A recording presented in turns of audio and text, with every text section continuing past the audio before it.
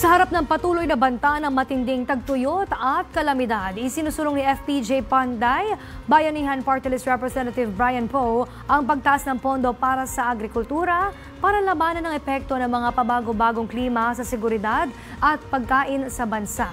Ang detalye ihatid sa atin ni Kate Renya.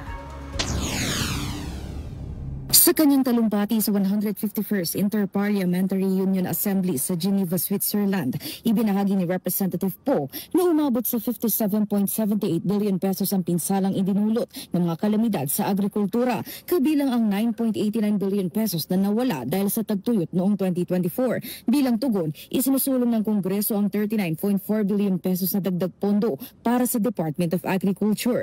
Kabilang sa mga prioridad ay ang pagtatayo ng cold storage facilities, solar-powered irrigation systems, crop insurance at forecast-based financing. Ipinabot ng mambabatas ang kahalagahan ng mga programang ito para mas maging matatag ang food system sa epekto ng klima. Dagdag niya, hindi lang tulong sa mga magsasaka at mangingisda ang paglalaan ng sapat na pondo sa agrikultura. Ito anya isang hakbang para tiyaking may sapat na pagkain ang bawat Pilipino. Nanawagan din siya sa mga international na kasosyo na suportahan ang mga umuunlad na bansa gaya ng Pilipinas sa paggamit ng makabagong teknolohiya at mga financial tools para sa mas matibay na agrikultura. Para sa totoong balita sa Bagong Pilipinas, Kate Renya, Congress News.